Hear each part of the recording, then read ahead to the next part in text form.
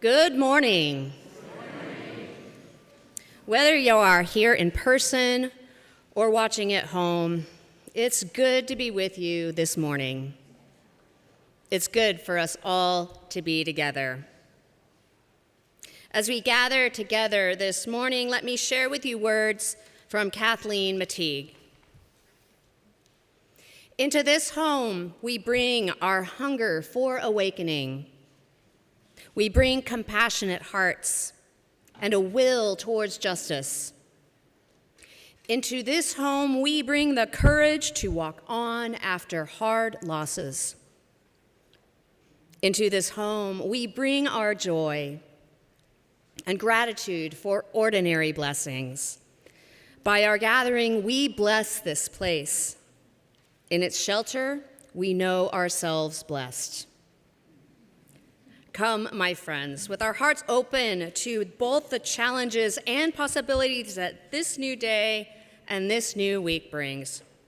With our hearts open to all that inspires, sustains, redeems, and transforms us. Come, let us worship together.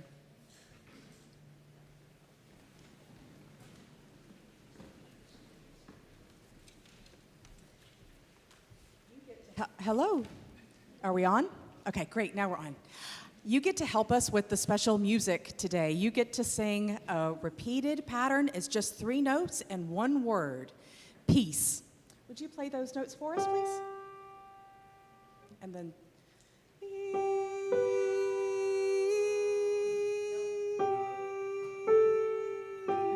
Sorry, would you play the...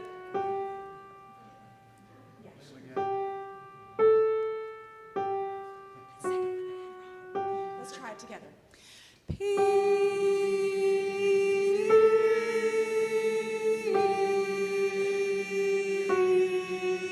Good. And if you like harmony, you can do peace.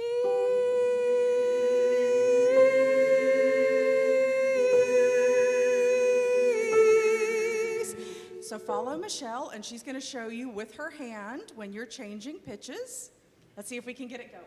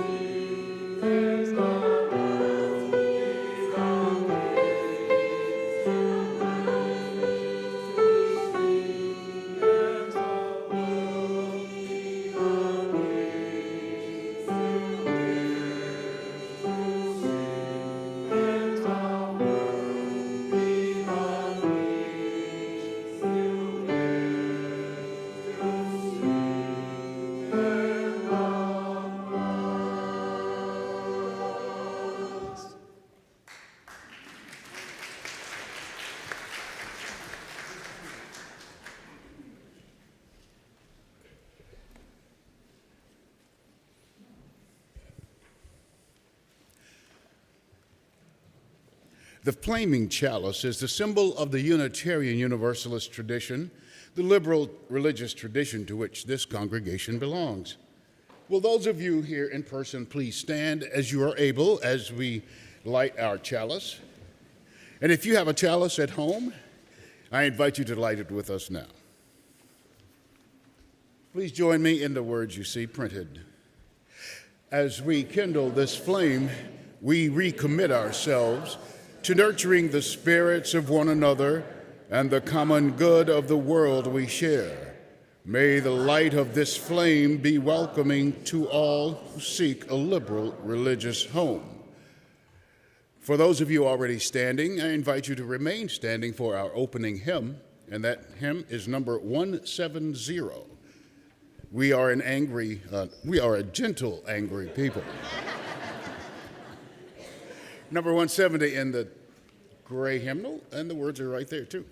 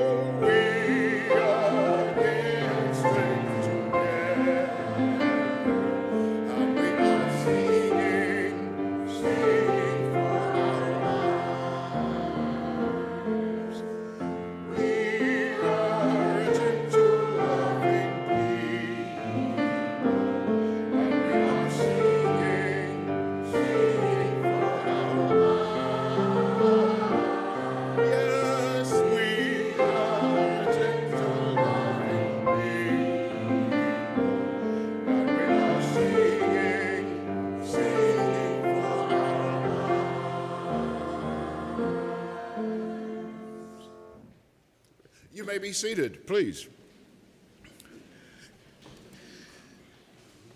Good morning. My name is Warren Keys, and I'm glad to serve as part of your worship team this morning. Whether you are a first-time visitor or a long-time member, I offer you a special welcome. Here at the Unitarian Universalist Fellowship of Raleigh, we are intentionally inclusive, liberally religious, and actively serving the common good of our shared world. Whoever you are and wherever you are on your own religious journey, you are certainly welcome here. This morning, Bill Devereaux, one of our lay ministers, will be available in the front right corner of the sanctuary after the service to talk with anyone who might be experiencing any difficult circumstances in their lives and would like to talk to someone. I hope all of you will read or have read through the chalice that was emailed to you this Friday about everything happening here around UUFR. Or you can just check out the upcoming events section of our website. Reverend Carrie, our assistant minister, will lead a newcomer gathering after worship service this morning.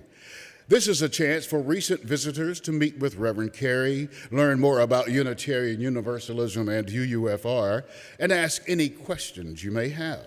There will be coffee and donuts. This gathering will take place in the music room that's right out that door and to your left. The music room, it'll start about 10 minutes after the service ends. Our in-person social hour this morning will be downstairs in Founders Hall. But now, I invite each one of you to meet and greet your neighbor.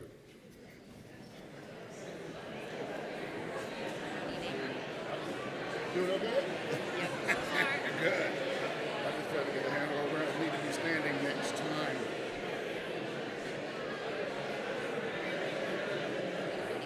Yeah, that's a meeting.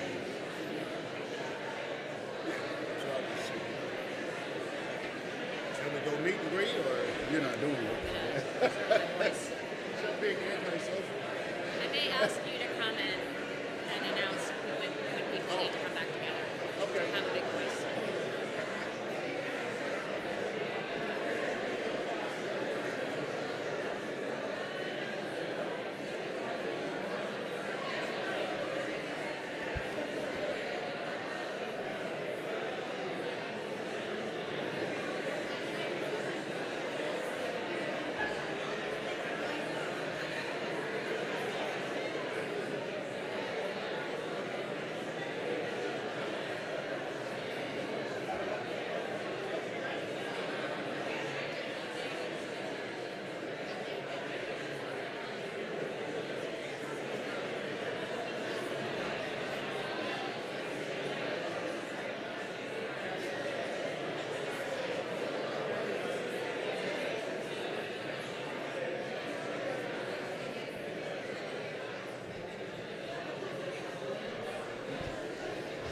I invite us to come back together.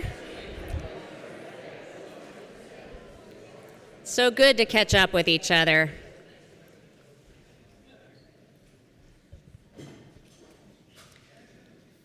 This is the time in our service when we acknowledge some of the joys and sorrows of our community.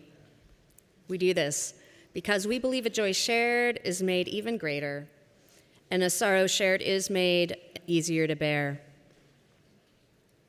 Jay Goodeman is full of joy with the birth of his granddaughter, June Ava Val.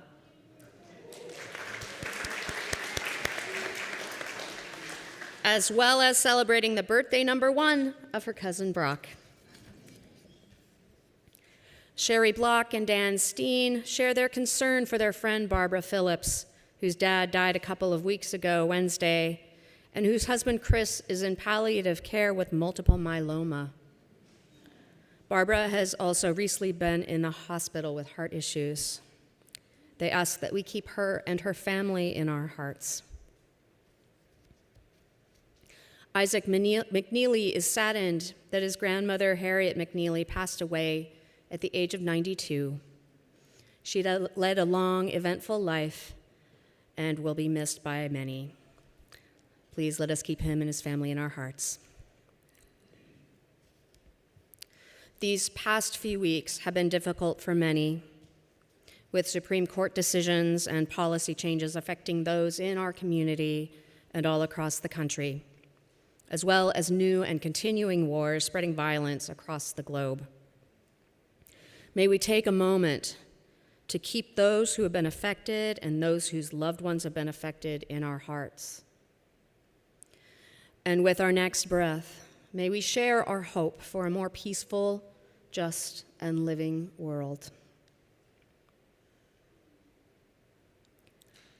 As we hold these shared joys and sorrows in our hearts and reflect on the joys and sorrows, fears, and hopes of our own lives, let's be together in stillness and silence, opening ourselves bad timing. Sinus infection, sorry. Opening ourselves up to that spirit within us. And amidst us, called by many names, but known to every human heart. After this silence, we'll sing hymn 95, There is More Love. But for now, let's be together in stillness and silence.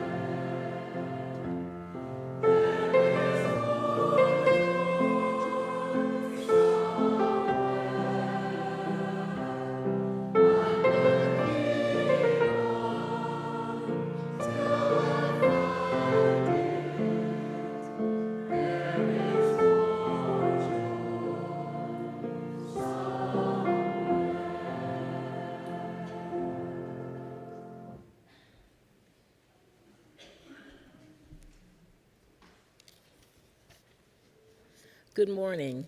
My, my name is Carolyn Doe, and I'm a member of your board of directors. I will be downstairs at social hour after the worship service. If you have any questions you'd like to ask me about the board, talk to me about any concerns you may have, or just to say hi. Everything we do at UUFR is only possible because of the generous financial support many of us provide. For those of you who have set up automated giving to UUFR, who send a check by mail every month, I'd like to thank you now for your generosity. If you would like to make a contribution in person this morning, we invite you to bring your contribution forward to put in one of the offering plates. If you would prefer to have an usher come to you, please raise your hand. You may also give using one of the methods on the screen. Our offering will begin now and gratefully received. Thank you.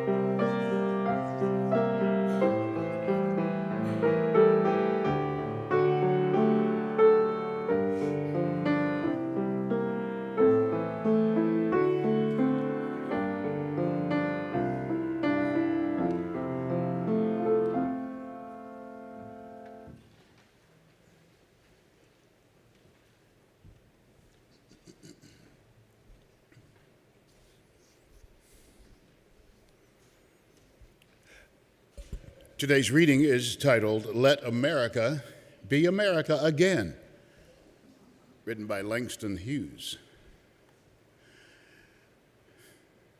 Let America be America again. Let it be the dream it used to be. Let it be the pioneer on the plain seeking a home where he himself is free. America never was America to me. Let America be the dream the dreamers dreamed. Let it be that great, strong land of love where never kings connive nor tyrants scheme that any man be crushed by anyone above. It was never America to me. Oh, let my land be a land where liberty is crowned with no false patriotic wreath, but opportunity is real and life is free. Equality is in the air we breathe. There's never been equality for me, nor freedom in this homeland of the free. Say, who are you that mumbles in the dark? And who are you that draws your veil across the stars? I am the poor white, fooled and pushed apart. I am the Negro bearing slavery's scars. I am the red man driven from the land. I am the immigrant clutching the hope I seek and finding only the same old stupid plan of dog-eat-dog, of mighty crush the weak. I am the young man full of strength and hope, tangled in that ancient endless chain of profit, power, gain, of grab the land, of grab the gold, of grab the waves of satisfying need, of work the men, of take the pay, of owning everything for one's own greed. I am the farmer, the bondsman to the soil. I am the worker sold to the machine. I am the Negro servant to you all. I am the people, humble, hungry, mean, hungry yet today, despite the dream, beaten yet today. Oh, pioneers! I am the man who never got ahead, the poorest worker bartered through the years. Yet, I'm the one who dreamt our basic dream in the old world while still a serf of kings, who dreamt a dream so strong, so brave, so true, that even yet its mighty daring sings in every brick and stone, in every furrow turned that's made America the land it has become. Oh, I am the man who sailed those early seas in search of what I meant to be my home. For I'm the one who left dark Ireland's shore and Poland's plain and England's grassy lea, and torn from black Africa's strand I came to build a homeland of the free. The free? Who said the free? Not me. Surely not me. The millions on relief today, the millions shot down when we strike, the millions who have nothing for our pay, for all the dreams we've dreamed, on all the songs we've sung, and all the hopes we've held, and all the flags we've hung, the millions who have nothing for our pay, except the dream that's almost dead today. Oh, let America be America again, the land that never has been yet, and yet must be the land where every man is free, the land that's mine, the poor man's, Indians, Negroes, me, who made America, whose sweat and blood, whose faith and pain, whose hand at the foundry, whose plow in the rain must bring back our mighty dream again. Sure, you call me any ugly name you choose, the steel of freedom does not stain. From those who live like leeches on the people's lives, we must take back our land again, America. Oh, yes, I say it plain. America never was America to me. And yet I swear this oath, America will be. out of the rack and ruin of our gangster death, the rape and rot of graft and stealth and lies. We, the people, must redeem the land, the mines, the plants, the rivers, the mountains, and the endless plain, all the stretch of these great green states, and make America again.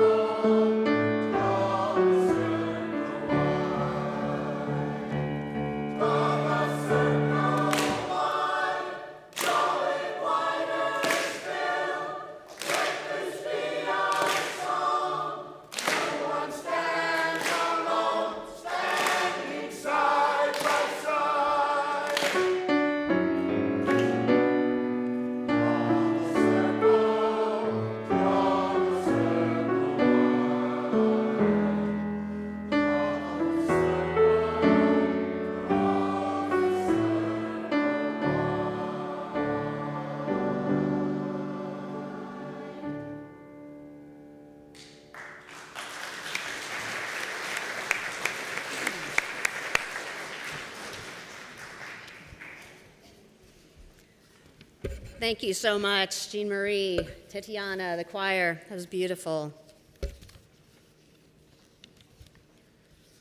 So I am asking for some grace. I do have something going on in my throat, so let's hope I can get through this. Be pulling for me.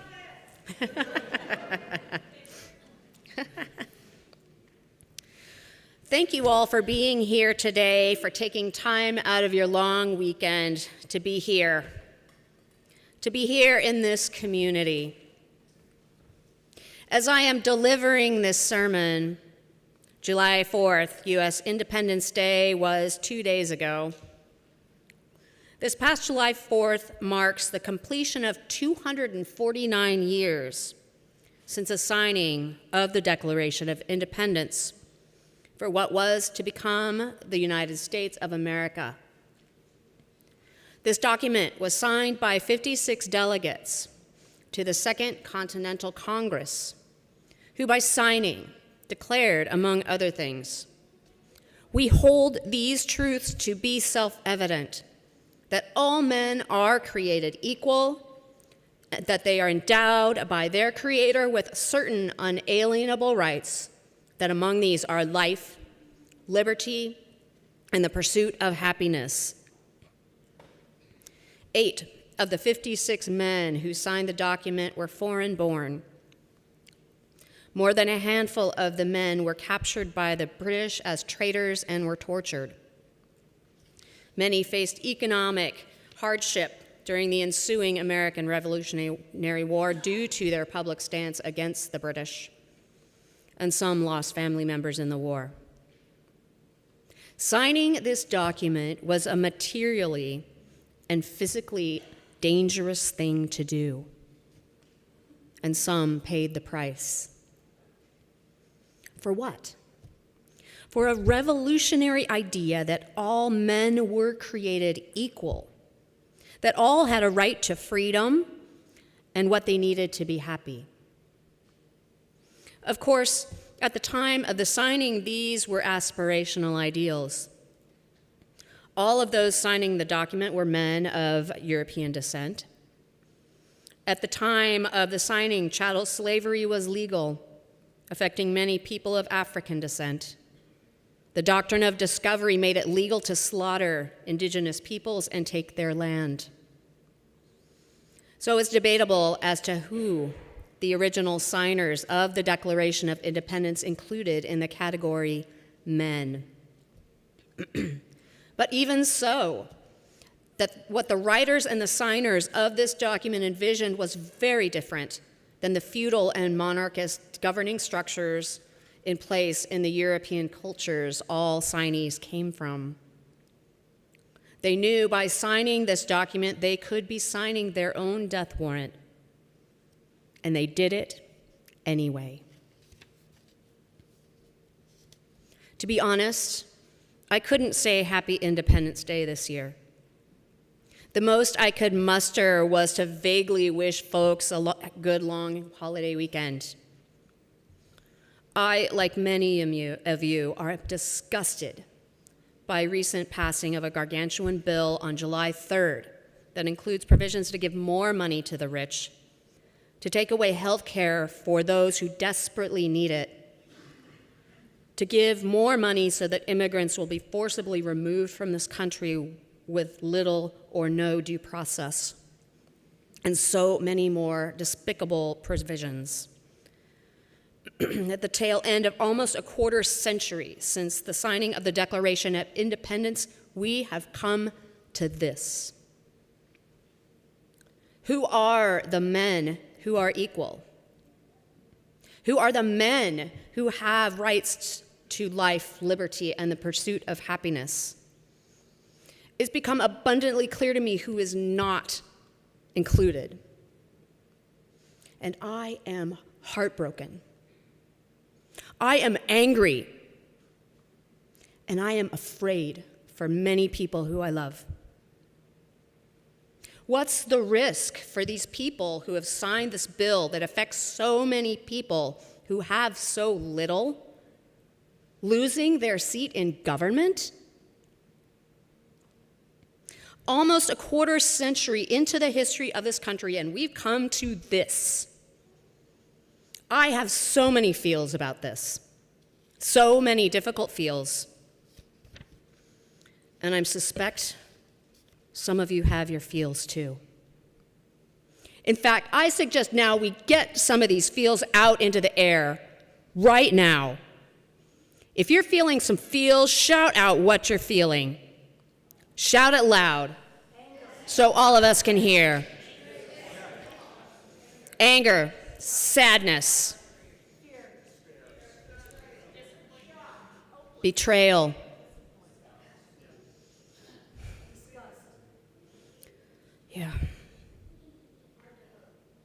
yeah, so many feels. So many difficult feels. And you know what this means? What it means that we're hurting, or that we're angry, or that we're afraid, or disgusted, or helpless, or whatever else we're feeling. It means that our hearts are still working.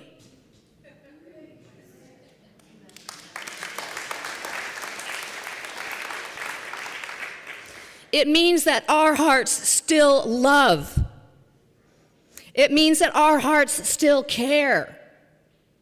It means that we know it's wrong to turn our backs from the sick, the poor, the huddled masses yearning to breathe free, the wretched refuse of some other teeming shore. This year's oligarchs are flipping Lady Liberty the bird, and we know that's wrong. Our hearts still beat, they bleed, they hurt, they love. No matter what your theology is, no matter what language you use, we know what our faith, our moral compass, our conscience calls us to do is love our neighbor. And by neighbor, we mean everyone. And you know what? You know what, my friends? That's one thing in all this mess and chaos that our country's current government, that is our country's current government, that has not changed. We are called to do what we have always been called to do, to love our neighbor. Even if the recent election went the other way, we would still be working to love our neighbor. And today, as we are 2 days into the 249th year since the ideals of this country were endorsed on parchment, we will still love our neighbor. Of course, many things have changed. For many people, their access to health care and their economic status has already or will be changed. The current administration is targeting certain groups with oppressive policies that threaten their safety and well-being, even their very lives. Just 2 of these groups include those who are transgender and non-binary, and those who are immigrants or children of immigrants. The threats to some of us here in our community and our neighbors are great, and they could get worse. And it's hard to find love for a country that has allowed this to happen. I've been asking myself a lot lately about what it means for me to be a native citizen of the U.S. during these times. I love the ideals for which this country stands: equality, democracy, freedom. As a white, cisgendered, heterosexual, able-bodied, upper-middle class, middle-aged woman, I have benefited from being a U.S. citizen in many ways. In school, I pledged allegiance to the flag daily. As a Girl Scout, I learned about the duties of citizenship and how to be a good patriot. But as someone who became a U.S. citizen rather than choosing it, I never had to opt in to U.S. citizenship. I didn't earn it. I just got it by being in Oregon to parents who were born in the U.S. When someone earns U.S. citizenship by going through the naturalization process, they swear to God that they will renounce allegiance to any other foreign government, that they will support and defend the U.S. Constitution and laws against all enemies, that they will take up arms, perform non-combative service, or do other work of national importance when required by law, although some may be granted an exception to swearing to God or doing combat duty for religious reasons or reasons of conscience.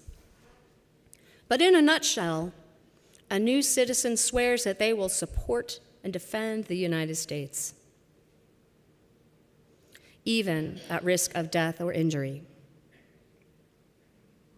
But what if a law strikes my conscience as immoral? What if the enforcement of a law is inhumane? What if the people in power in this country are spreading words of hate and enacting policies of harm, all for the goal of consolidating power? How can I possibly love this country right now? For some of us here right now, that may not be possible, and that's completely understandable. Each of us needs to make decisions that are right for ourselves and for our loved ones. And I hope that if you are feeling unsafe or unwelcome in this country, that you can find safety and community here within these walls. Please know that I am here and that we are all here for you. There are different ways to be a patriot. At its basic level, to be a patriot is to love and support one's country. There are several components to this love and support. There's the special affection one might have for their country. I love my country. There's a sense of identification one might have with their country. I am proud to be an American.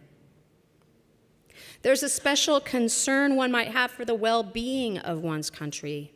I want the best for this country. And there's the willingness to sacrifice to promote the good of the country. I will defend this country when the good of the country is threatened. Of course, there are many ways to interpret what is lovable, what is worthy of pride, what is best and good for this country. For me, what I love about the U.S., what I take pride in, and what is worth defending is the ideal for this country that was endorsed by 56 men of European descent. The ideal that avows the self-evident truths that all people are created equal, that they are endowed with certain unalienable rights, and that among these are life, liberty, and the pursuit of happiness. I believe in these truths even though this country has never lived up to this ideal. This country was founded and built on the backs of people stolen from Africa. This country was erected on stolen land. This country's policies have led to resource extraction, oppression, war, and environmental destruction across the globe. And this country has also spread democracy, as imperfect as it is, provided humanitarian aid, and has done some good. Because I happen to be born here to parents who were born here, it's my country. The poem Warren delivered so eloquently earlier, the poem Let America Be America Again, was written in Harlem by African-American poet Langston Hughes in 1935. I am struck by how much this poem rings as true today as it did then. 1935 was at the tail end of the Great American Depression. Hughes had traveled the southern U.S. in the thick of the Depression. He had witnessed the Jim Crow laws in the South and the subtler forms of racism in the North. He had witnessed poverty and inequity. There was no Medicaid, and Social Security was just in the process of becoming law. The U.S. certainly didn't live up to their ideals then. And the U.S. is certainly not living up to their ideals today. They are important. Just like our Unitarian Universalist values and ideals, the ideals of the United States of America are aspirational. They are important because a country, a world, even a congregation that truly lives these principles and values and ideals does not yet exist. My work as a patriot, as a person of UU faith, is to do my part to defend these ideals where they exist and to build them where they don't. I want to be clear that the recent policy changes and waging of war endorsed by those in power in the U.S. government are wrong and immoral. That our transgender, non-binary, and foreign-born or born to foreign-born, our neighbors with illness or disabilities, journalists, political opponents, and so many other groups are being targeted as objects of hatred and dehumanization is morally reprehensible. Since I, as a white, cisgendered, heterosexual, able-bodied, upper-middle-class, middle-aged woman with no dependents, since I am not yet being targeted, I am called by my UU values and principles to promote and defend the ideals for which this country stands. Each of us must discern what we are able to do and where we are able to do it, according to who we are and who we love. And may we all hold each other with love and grace and care as each of us continues this discernment process. So what can we as Unitarian Universalists do? I suggest we ask ourselves, what is love asking me to do today? If love is asking me to take a nap, that's perfectly fine. If love is asking me to play Candyland with my child or grandchild for the 1,000th time, that's okay too. Love might ask you to come to Sunday service. Take minutes for your local organization. Watch a video.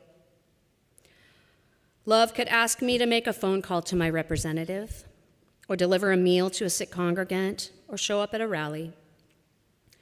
There are many things we can do to answer love. There's as many as there are people. I would like to suggest a couple of guardrails, however. If we're talking countrywide change, we're probably going to need to see the work as a marathon rather than a 100-meter dash. We're witnessing how quickly work of the past can be undone in just days. We need to tend our bodies, our hearts, and our souls so we can do the work for the long haul. We need to build endurance, which means taking rest days and following long run days with shorter run days. We need to remember that training does not feel good all the time, and there will be setbacks. Blisters happen, shin splints happen, sick loved ones happen, storms happen. The second guardrail I suggest is to act only when others are acting too. They don't need to be doing the same thing you are, but they should be acting with the same goal, towards the same goal, working to actualize the same ideals as you are. While it's possible to train for and run a marathon alone, it's a lot more fun, meaningful, and sustainable to run with others, with help from others. Community change, political change requires power. And when you don't have power, the best way to build power is to grab a friend. People power and or economic power is the only way to counteract political power. Let me say that again. People power and or economic power is the only way to counteract political power. So, should you choose to accept these guardrails, they are treat your work of love like a marathon and do your work of love with others. Luckily, I have a few tangible works of love to suggest. What a happy coincidence. This coming Saturday, July 12th at noon, our community-wide coalition, One Wake, will be holding political representatives accountable to the promises they have made to promote affordable housing. This work of love asks you to take a couple hours out of your day to come to Watts Chapel on Tryon Road and sit and be counted as someone who cares about affordable housing. That's all you have to do, sit.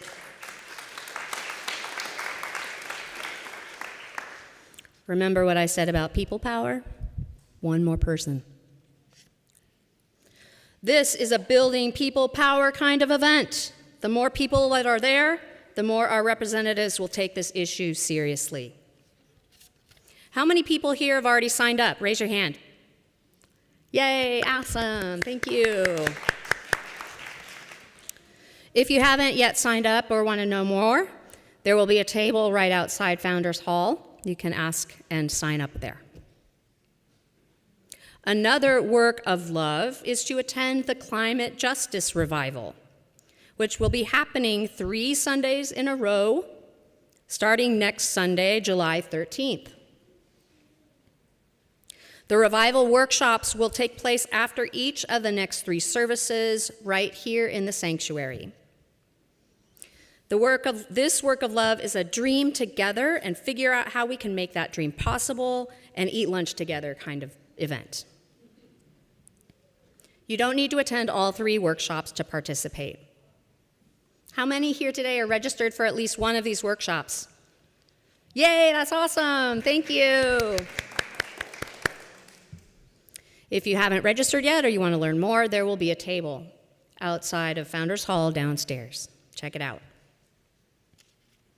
One more option for the work of love will be coming this fall. We will be starting a monthly time to discuss social justice issues and work together to plan and strategize how to leverage our congregational resources and power towards community change. More information will be published in the chalice as it becomes available.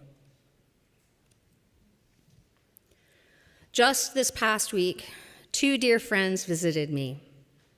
One is a naturalized citizen, the other is a legal immigrant. They're making plans to leave the country should it become necessary. They avoid places where police are present. They are both people that, without a doubt, make this country a better place. And yet they no longer feel welcome here. I was heartbroken by what they told me. And yet they told me that they had not yet lost faith.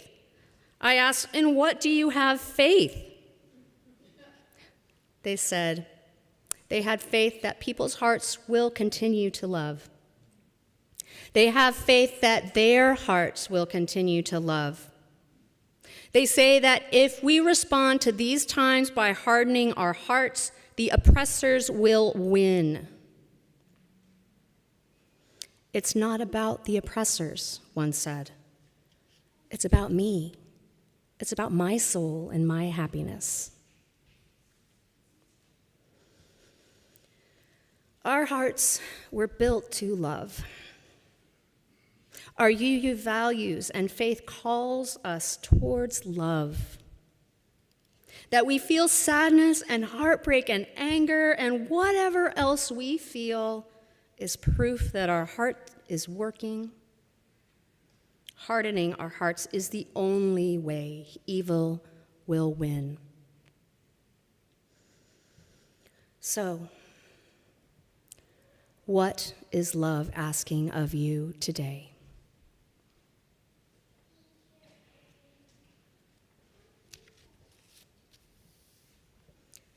I invite you to stand in body or spirit as our music director, Jean Marie, and the choir guide us in our closing hymn, This Joy That I Have.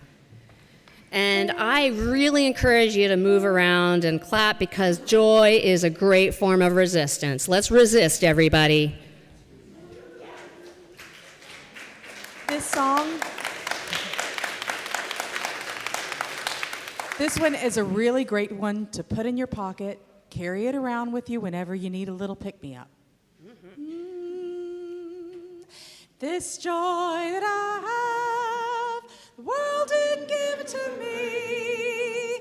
This joy that I have, the world didn't give it to me. This joy that I have, the world didn't give it to me. The world didn't give it, the world can't take it away. This strength that I have, the world didn't give it to me. This strength that I have, the world didn't give it to me. This strength that I have, the world didn't give it to me.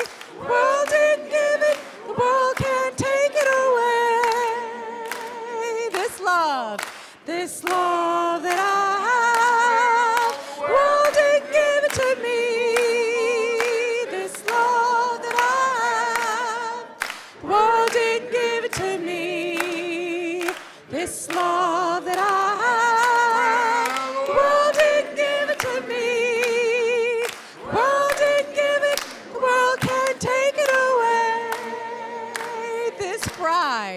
This pride that I have, the world didn't give it to me. This pride that I have, the world didn't give it to me. This pride that I have, the world didn't give it to me. The world didn't give it, the world can't take it away. This peace that I have, the world didn't give it to me. This peace that I have, the world didn't give it to me. This peace that I have, the world didn't give it to me. The world didn't give it, the world can't take it away. This joy that I have, the world didn't give it to, the world didn't give it to me. This joy that I have, the world didn't give it to me. This joy that I have, the world didn't give it to, the world didn't give it, the world can't take it away. One more time, that line. The world didn't give it, the world can't take it away.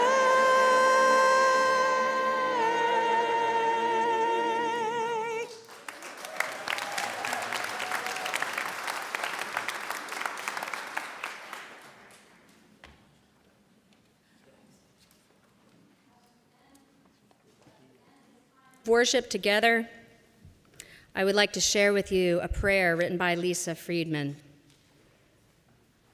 Spirit of life and love, we live in a fragmented world that tempts us to despair.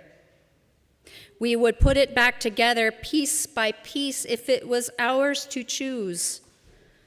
But sometimes the mere fragments are enough. In a world of cruelty, there is still power in every act of kindness. In a world of doubt, there is still power in every act of hope. In an age of division, there is still power in every act of unity. May we remember that sometimes the fragments of meaning we make are just the right size to hold in our hands. Amen.